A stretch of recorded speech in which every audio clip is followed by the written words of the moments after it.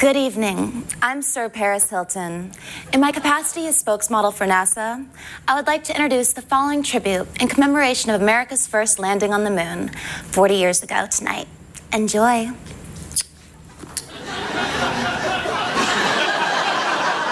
Thanks, Paris. Hit it!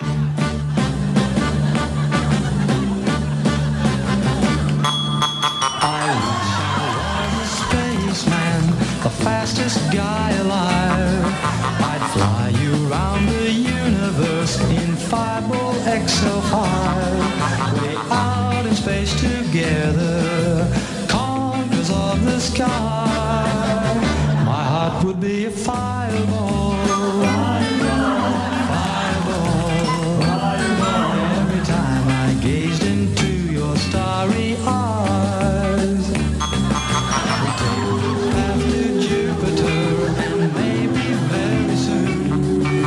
Cruise along the Milky Way and land upon the moon. To a wonderland of stardust, we'd zoom our way to Mars. My heart would be a fireball,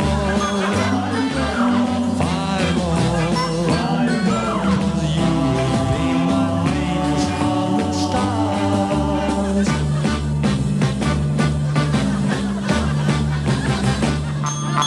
But no, I'm not a spaceman, famous and renowned. I'm just a guy that's down to earth, with both feet on the ground. It's all imagination, I'll never reach the sky. My heart is still a fireball, fireball. Every time I get into your starry eyes.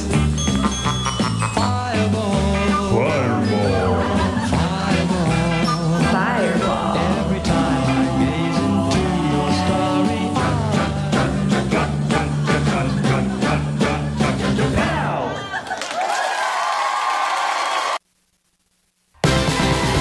It's hard to stay up, it's been a long, long day, and you've got the Sandman at your door. But hang on, leave the TV on, and let's do it anyway. It's okay, tomorrow's just your future yesterday. Ladies and gentlemen, Craig Ferguson. Hey, look at you! Thank you.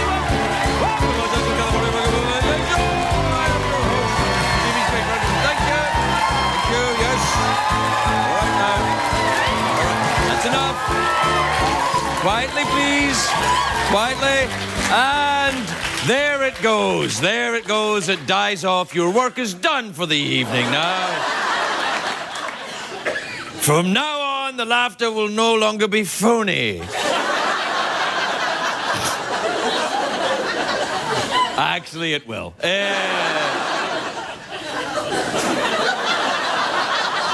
Well, hello, you. It's a great day for America, everybody. Yes, it is.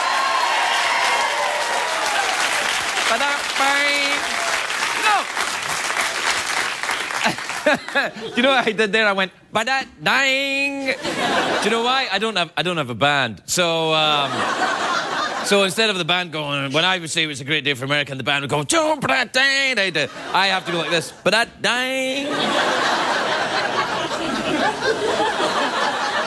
It is a great day for America. You know what day it is today? It's the 40th anniversary of the moon landing today.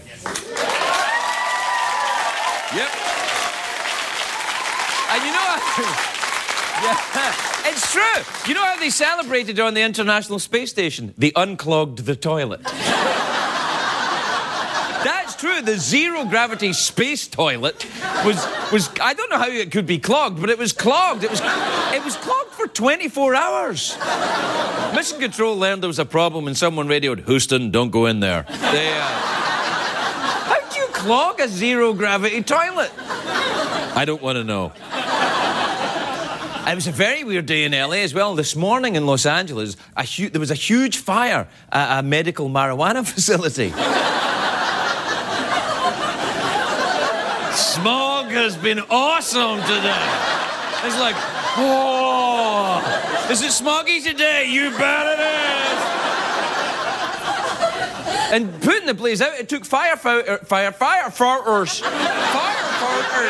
It took firefighters. I'm sorry, the smog's really... Whoa.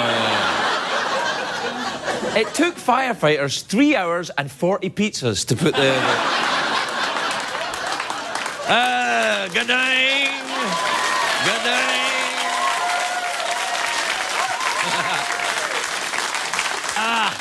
You know, it is quite a sad day today at CBS. We're mourning today the passing, of course, of Walter Cronkite, who was a true giant of broadcasting, an icon of this kind of business. And when he said, you know, when he said, that's the way it is, people knew that's the way it actually was. Because Cronkite used to get in fights with CBS executives over that catchphrase. The CBS executive said that it wasted 4 precious seconds of network airtime.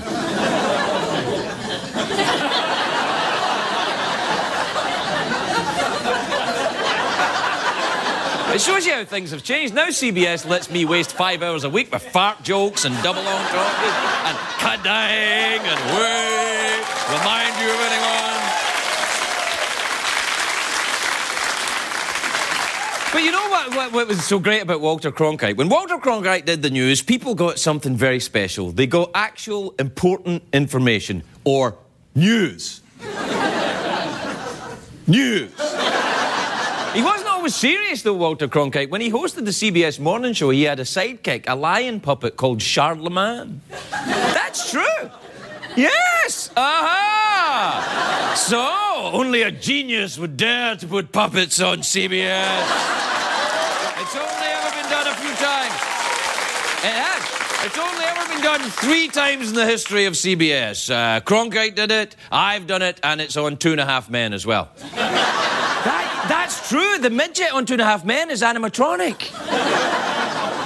You know, by midget, I mean Charlie Sheen, of course. Is that? Walter Cronkite is what I'm talking about. He wasn't just known in America, though. He was respected all over the world. In Sweden, in the 1970s, newscasters were called Cronkiters. Isn't that amazing, though, having an entire profession? Why am I talking like this? I keep lapsing into a Belfast accent tonight. But it's weird, it's not even a Belfast accent. It's kind of like a gay hairdresser from Belfast. It's like, look at the state of your hair. I don't know what we're going to do. I'm terribly sorry to the gay hairdressers of Belfast. Yeah, I should think so, too. What I'm saying is that in Sweden, they call newscasters Cronkiters. The entire profession named after you. That'd be like calling all people who smoke crack Winehousers or something. What the hell was that talking? Oh, Walter Cronkite. An amazing career, Walter Cronkite. He flew bomber missions over Germany. He broke the news of the Kennedy assassination. He covered the moon landing 40 years ago tonight. It made me realise when I was looking at this today, I'm thinking, you know what? TV was better then. It really was. It was. Don't argue with me. It was. We had a trusted broadcaster telling us when there were men landing on the moon. Nowadays, we get TMZ telling us men are landing on Elton John. It's a completely different thing. Today's television, I'm sorry, today's television is crap. Exhibit A. Back in Cronkite's day, the only late-night show that mattered was Johnny Carson. When the lights went on, Johnny Carson stepped from behind the curtain, people knew it was time to laugh. Now, when a man steps out from behind the curtain, I know I'm at a strip club. Trying to supplement my meagre wages. Black velvet!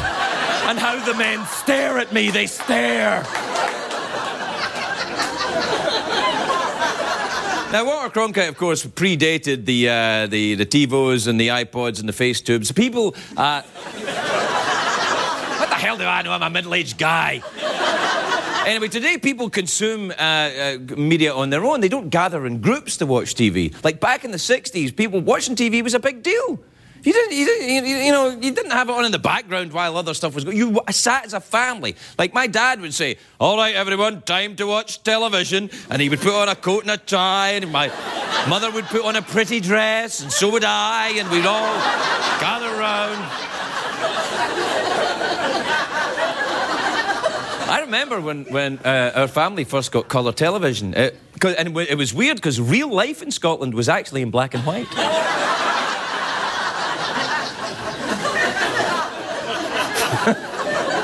The smog today has been awesome. No, I loved the Saturday morning cartoons. I used to watch them, the Saturday morning cartoons, in black and white for years. Then one Saturday after the cartoons were over, my dad said, "Surprise, everyone," and he brought in a brand new colour television. And I was like, "Oh, come on, who cares, Dad? The cartoons are over now." And he's like, "Son," it's like, "Son, don't you think it's time you left home? You're 35. You've been divorced twice."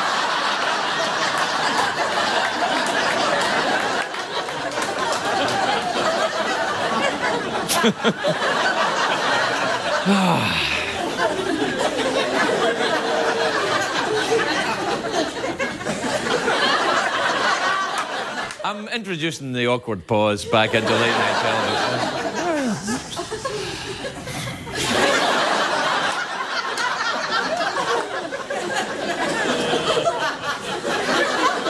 Do you know what I liked about old-time TV as well? The TVs were bigger, sturdier, you know.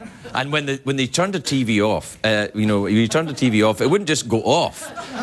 It went into a tiny little dot.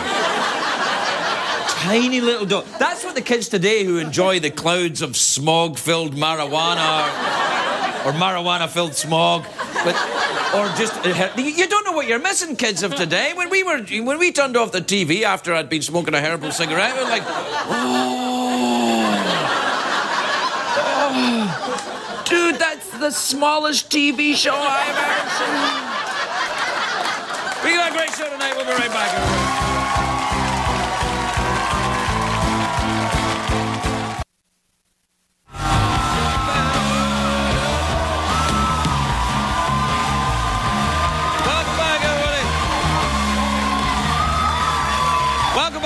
Welcome back to the 40th anniversary of the moon landing show that we're doing tonight with all sorts of events.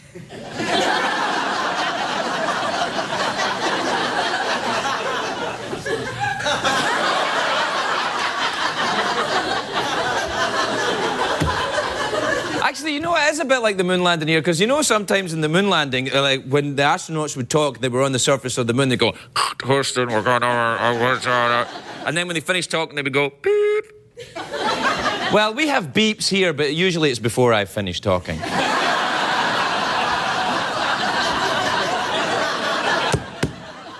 All right, let's have a look at the puppet popularity contest. If you're just joining the show for the first time, we sometimes have puppets on the show, and we're having a puppet popularity contest to find out who's the most popular puppet.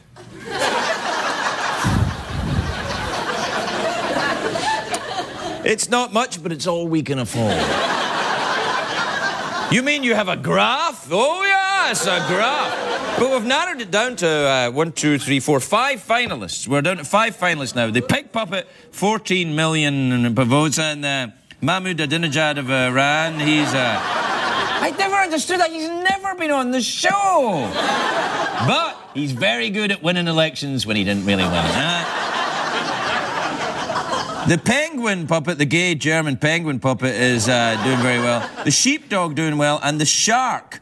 So there's 5 finalists, and every night this week, one of these will be voted off by Simon Cowell. That would be great if we could afford Simon Cowell coming in here. But we have got a graph. Oh, a graph, yeah. What? And in memory of the moon landing...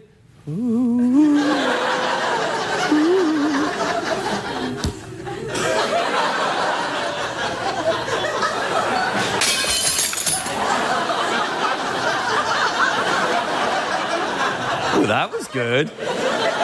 Oh. Doesn't Dave do that? Dave does that all the time. What was he going to do, sue me? I work for him. All right, now we've got tonight's top 10 list. No, I'm only kidding. emails. Right, sorry, I was just looking at you. I was like, whoa. I completely forgot where I was. Do we have time for emails? Yeah.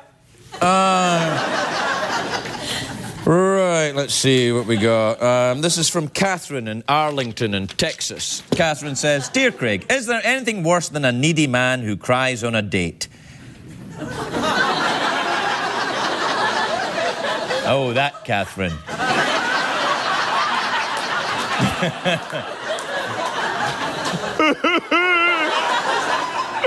Catherine, why would they give me a ooh-la-la band? I'm kidding. Oh, it was like space. We got beeped. Is there anything worse than a needy man who cries on a date? In a public place, no less. I am thinking that there isn't, but I wanted your opinion. Apparently, Catherine's been on a terrible date with a guy who was crying and blah, blah. This is from Kayla in Templeton in California. Kayla says, Hi, Craig. On a scale of 1 to 10, how did the monologue go tonight?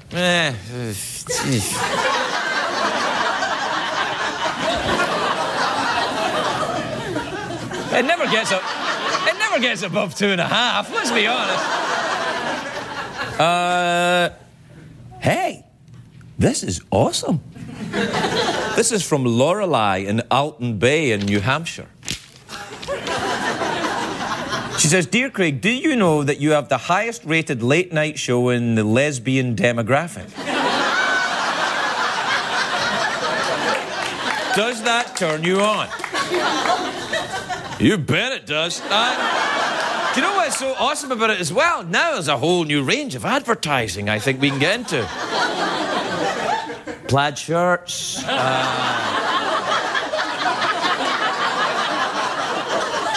Ladies' golfing accessories. I love that lesbians watch this show. Lesbians, you're welcome here. You know why? You're not judged. You're not judged here. Nobody's judged here. Lesbians, not lesbians. What'd you call not lesbian? Unlesbians, I suppose. You know, gay, straight, fat, thin, black, white, tall, short. You're all welcome here. Do you know why? Because it's only me. And I got no problem with you, so you're good. Yeah, Craig, but what about us people that don't like other people? You're welcome here, too. Yeah, but if they're welcome, well, don't worry. You don't all have to watch it in the same house. This is my point. But, Craig, I'm a committed racist homophobe. I can't enjoy a show that lesbians also enjoy. Yes, you can. How's that possible? Well, you don't have to live in the same house. This. Oh. It's only TV. It's not important. Well, it's important to me. It's how I pay the, bills. That and the stripping. I've run out of things to say, but he's just annoyed because we're going over time, so I'm just going to keep talking now. Hey! Do you know that I've realised that ties are very erotic, because you know what they do is, they get that little pointy bit there. It's like, hey!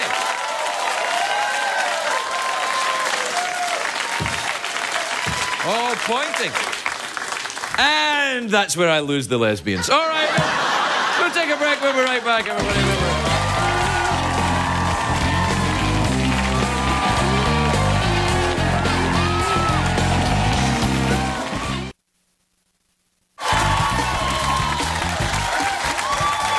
My first guest tonight is a very funny woman. She's the star of Drop Dead Diva, which is on Sundays on Lifetime, which is an excellent channel.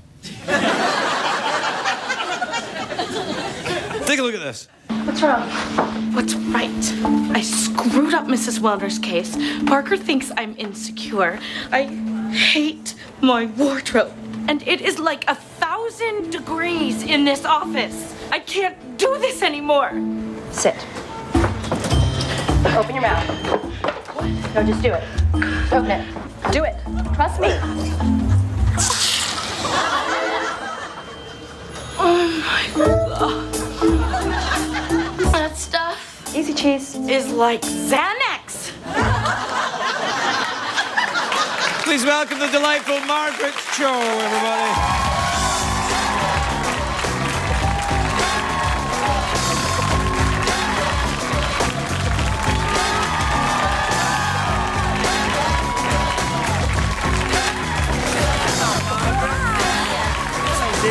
You look lovely. Thank you. You look really lovely. I love this whole thing and this kind of peacocky feather thing. You know. It's lovely, and your beads kind of going In the through middle, the and boobies. it's It's all. Look, my tie points directly yes. to my. Well, that's where we want to go, right? No. No. Not right there, away. not- Buy me dinner first. Okay. How are you, my sweet? Good. Are you? Yeah, I'm good. Well, because you know what I'm doing acting. Yes, I saw you doing Now, acting there. when acting is pretending you're somebody else. Then I am doing acting Yeah. too. Yeah. Isn't that good? Yeah, it's very good. It's fun. Well, it's a vacation for stand-up comedians to do acting, because usually we're pretending to be ourselves. Yes, yeah. Do you enjoy being someone else? Are I you do, happy? kind of. It's kind of fun. Right. It is exciting. Well, why don't you pretend to be someone else, and I'll pretend to be someone else. Okay. All right, I'll pretend to be my older brother. Oh. My older brother, Scott. Who are you going to be? I'll be you. Oh, okay. Okay. All right. What do you want? Nothing. That's amazing. That's amazing.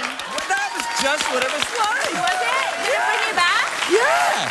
That was what it was like. That's good. It is good, You're yeah. really good at pretending. I've had to many times in my life. Have you ever faked an orgasm? Yeah, but then I wasn't very good at it, faking it, and then. You just said you were good at acting. But I'm good at acting, but that to me is adding another element, because you have to really, I don't know, you have to really pretend good, down there to do it. I once faked an orgasm on my own. You were lying to yourself? I was lying to myself. That's painful. It was. Well, not so much. And pleasurable. Not so much pleasurable either. That's the no. whole faking the thing. Anyway, are you out doing stand-up right now as well? I'm doing a little bit of stand-up, but where we shoot the show takes place in Los Angeles, but we shoot it in Peachtree City, Georgia. Why? Well, that's where they have all these studios there. So Okay. it's a very small town of Georgia. I started to get a southern accent, just a little bit. If you live down there for a long time, you start talking country. First, you start making fun of them, and then it's not a joke. Then it's not a joke at all, and you cannot stop. I swear to God, you cannot stop. I want to stop, Craig. I want to stop so bad. Stop! I just can't. Thank you. No, that's terrible. I went this way when you smacked that. I know. I was pretending. I know. See, I would never really slap you. No, but it really does snap me out of it. That's good. Don't think people get upset when you do their accent to it? I get very upset when people come up and go, "Oh, great day for America." It's great. It's a great. So when people come up, I said, you go up to Asian people and go, "Oh, hello, nice to see you." It's so rude, isn't it? Yeah. I do it though. Do you? Yeah. You do it to me? Oh, hi, Chris. No. No. It's so wonderful to see you. No, if I do it, it becomes real old. I have to do like an old. The only American accent I can do is old Southern lawyer. You can't. Oh, yeah. Hey, well, I don't know much about the big city ways. Well, you would fit in very well down in Peachtree City. Peachtree, yeah. Then you should come. You should come and do a guest starring role on our show. We have many guest stars. Oh, yes, who are they? We had Liza Minnelli. I look like her.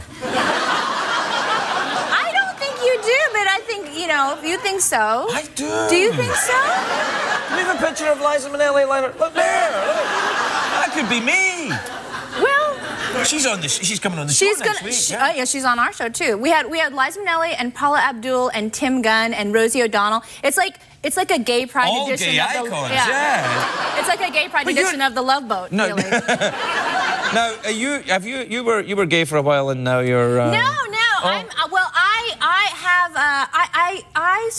I want everybody to want me. I don't care who you are. I just want you to want me. That's my sexuality. I'm not bi. I'm I. So I just just want I like it. That's what I'm into. So it doesn't matter who you are. Do you know this show is very popular with the lesbian demographic? I know. I love. Well, then I'm very popular also with the lesbian demographic, You are? and also Lifetime.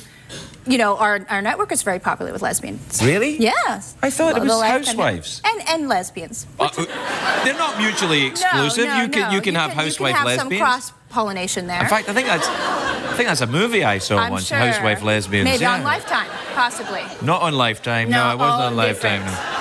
Different. No. Different. Yeah, it's all right. So, are you doing stand-up down in Peachtree then? That's what we were talking I'm doing about.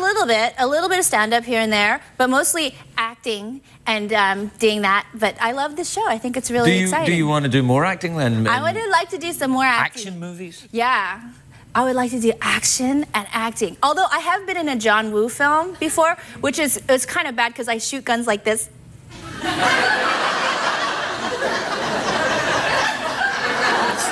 That's not very very action. tough, but especially if you're in a John Woo film because you have to shoot like that. Well, John Woo film is okay because pigeons will be flying up in slow motion. And distracting. They'll be like, oh, look at those pigeons, and you can go, yeah.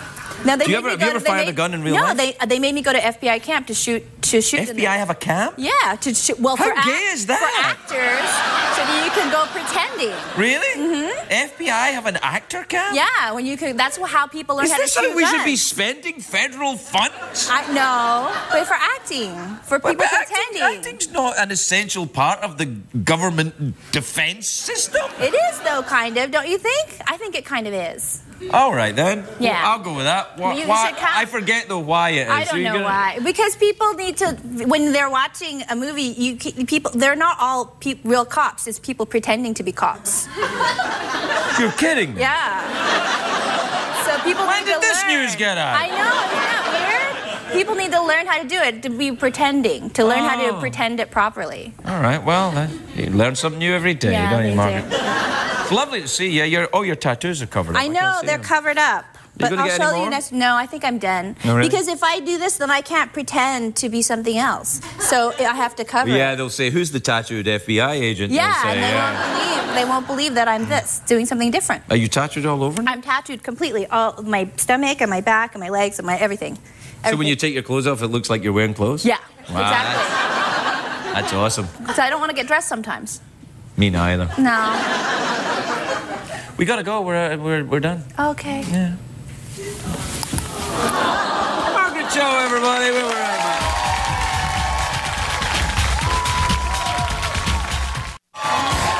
Welcome back, everybody. Welcome back.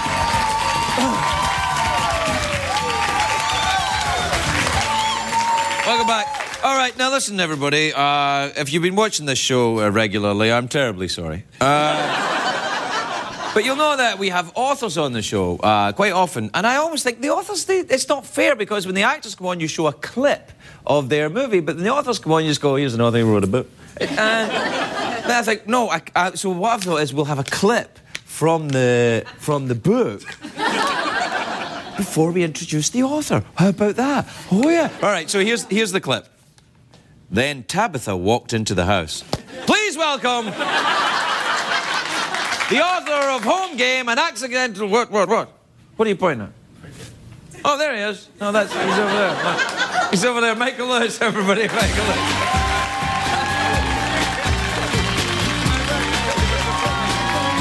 No, I haven't read it yet.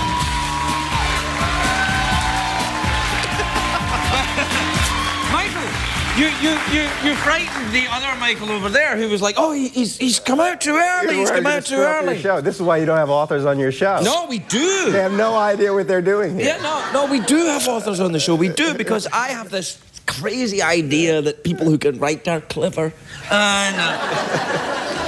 And this is a book about... Well, I haven't read this yet.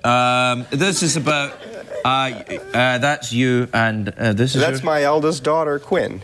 Oh, it's rather lovely. Yeah. Is it about being a dad, then? It is. It's journals I kept over the last 10 years. Oh. And you're a father, right? I am, yes, Well, yes. I don't keep journals, so... No? Well, you perhaps had a different experience of it than I have. Maybe.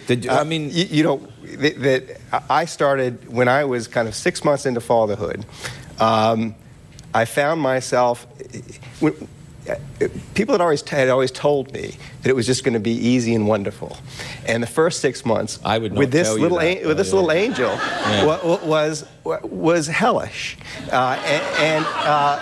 yeah. I mean, I thought it's like having a drunk midget in your house. They're instruments of torture. Yeah, there's no accountability. It's like me. And they're completely ungrateful for whatever you do. Yes, I know. Absolutely right. I've often thought that if they just took Quinn down to Guantanamo and made the prisoners take care of her for a few weeks, they get everything they wanted out of them. Oh, for heaven's sake, all right. I'll tell you everything you want to know. That's right. That's right. Sleep deprivation is the start. So anyway, that's the thing that got me first about fatherhood, was the sleep deprivation. Oh, it's crazy. You become a crazy person. And well, to be fair, you were already you have no really benchmark. No. But so in any case, kind of about 6 months into it, people who were about to have children would ask me, what's it like? And I started to say, it's wonderful. Yeah. And I realized I was starting to lie to them as everybody else had lied to me. Yeah, so I thought, if I don't get this down on paper, this experience as it is, I'll just lie about it for the rest of my life. So I started every day, whenever something happened that seemed to be sort of illustrative, I would go and I'd write it down. Right. And it started as a private thing. I would hand it to my wife, who was often appalled by what I was writing. She didn't. She viewed me as kind of a black box these strange signals were coming out of, and she didn't understand why. I think what happens is, though, when you tell the truth about it, people think you don't love your children, and it's nothing to do with that. It's the fact you can love your kid like crazy, but go, this is hell. This person that I love more than any other person in the world is putting me through hell. Yeah. and well, it's interesting because I found that one of the things that was shocking about the experience is how seldom, especially in the beginning, I felt the way I was supposed to feel. So in the very beginning, I mean, when the baby comes out, I was pretty sure it was mine. But even so, I felt no great attachment to it. It took a while, and that was how long did it take? 9 months, maybe. Well, they say it takes a year for a father to bond. And so there are all these emotions attached to the experience that were so different from what I expected it to be. And when I first felt pride, I thought I was supposed to feel pride when my child would walk or when my child would talk. But I mean, really, let's face it. How many grown-ups do you see crawling around on all fours? Eventually, they're going to walk, and eventually, they're going to talk, right? Again, I think we probably move in different circles. We move in different circles, absolutely. But in any case, so I just started to register the emotions as they occurred because they were very different from what I expected. It's very brave of you, if you don't mind me saying so. People will judge you. My father, who is the one of the lead characters of this thing, because he taught me absolutely nothing about the role. Because as you must know, it's just been a huge change. My father did none of the stuff that I do. He saw me trying to jam my 6-month-old into some outfit once. He looked at me and he said, I didn't even talk to you till you went away to college. What are you doing? This is crazy. But when he read this, he called me. He said, it's a little off the wall. He said, some people who read this are going to think you're a truly terrible human being. And I think it's true. When you actually say what it's like, and you're straight about it, it's unsettling to people. But there's a big lie. It's a big lie. I think it's fine. I think, as you say, and as you pointed out here, it's different for everybody. It's different for everybody, and the emotion is, in a weird way, for a father, learned, so that you develop, partly through caring for the child, you develop the feelings that you're expected to have right away. And I adore my children. I'm involved with them and all this, and they've read this thing, and they're. What age are your kids now? 10, 7, and 2. The 2-year-old hasn't read it, although he's very advanced. You must be very disappointed. Yeah, 10-year-old read it, and she came back. She said, "You can't publish this. It's got dirty words in it." It's got dirty words in it? All from them. You just sold 1 million. Home game with Michael Lewis, everybody. We'll be right back.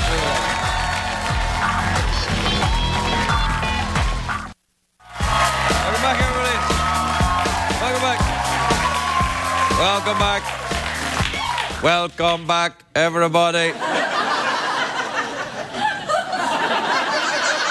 In honor of the moon landing 40 years ago tonight, I am now going to do the rest of the show like a robot. My next guest is a big country star. He's touring this summer. Really? Yes! He's here performing Ain't Killed Me Yet from his album Carolina. Please welcome Eric Church, everybody. Eric Church.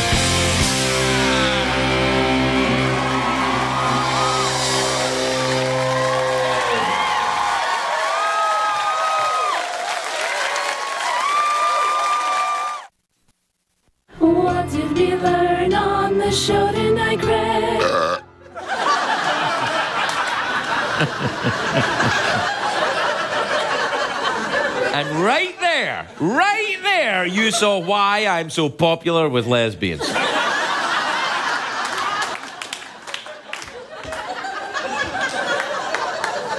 There's nothing lesbians like more than a cat with a bit of indigestion.